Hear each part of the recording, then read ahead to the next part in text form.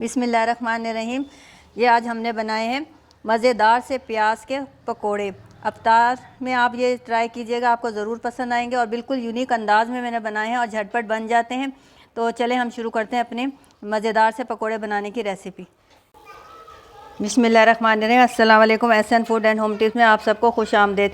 कैसे हैं आप सब लोग? अल्लाह से दुआ जहाँ कहीं भी हो खैर आफियत से हो, अल्लाह पाक आपको अपनी हिफ्ज़ अमान में रखें, आमीन सुम्मा आमीन।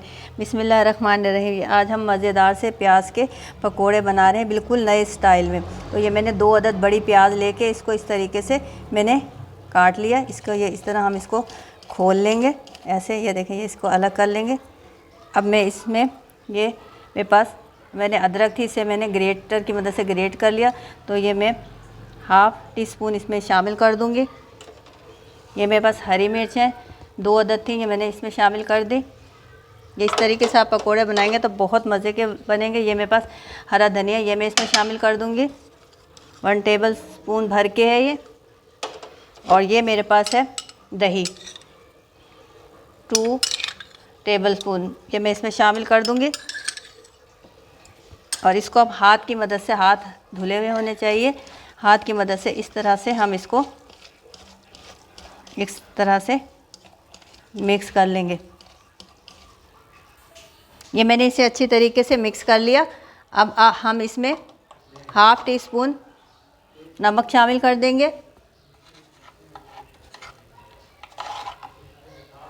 1/4 टीस्पून हम इसमें चिली फ्लेक्स शामिल करेंगे, क्योंकि हमने हरी मिर्च शामिल की है इसमें, तो ज़्यादा ज़रूरत नहीं है, आप अपने टेस्ट के मुताबिक शामिल कर सकते हैं। ये मेरे पास कुटा हुआ ज़ीरा, ये हम इसमें शामिल कर देंगे और हम इसको अच्छे तरीके से मिक्स कर लेंगे ऐसे। ये मैंने इसको देखें अच्छे तरीके से मिक्स कर लिया।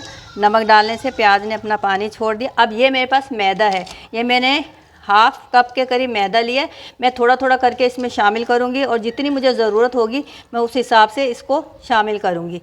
इस तरह से पहले हम थोड़ा सा शामिल करके इसको अच्छी तरीके से ऐसे मिक्स कर लेंगे। ये इस तरह हो जाए कि ये आपस में हमारे प्याज चिपकने लग जाए। तो हमें इस तरह का समझ लीजिए बैटर सा चाहिए। बैटर नहीं बनाना, बस हमें प्याज को आपस में चिपकाना है। थोड़ा सा मैं और शामिल कर रही हूँ, हाथ रोक रोक के शामिल करेंगे। ये देखें, ये मैं मैदा डालती जा रही हूँ और इसको मिक्स करती जा रही हूँ। इस तरीके से मैं थोड़ा सा और डालूँगी।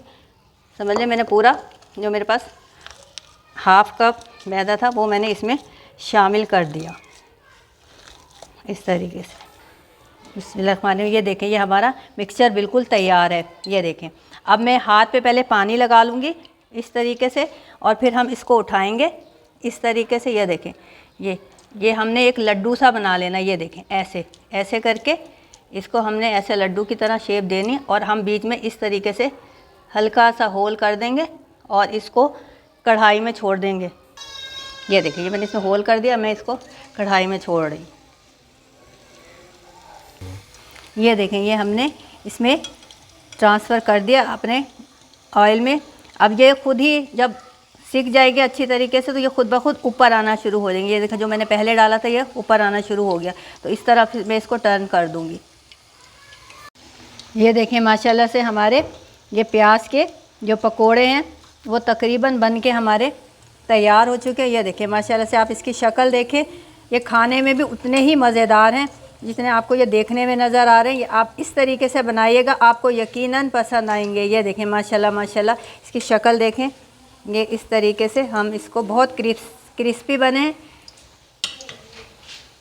अगर आपको मेरी ये रेसिपी पसंद आई हो तो मेरे चैनल को लाइक कीजिए, शेयर कीजिए और ज़्यादा से ज़्यादा सब्सक्राइब कीजिए। शुक्रिया, अल्लाह हाफिज़।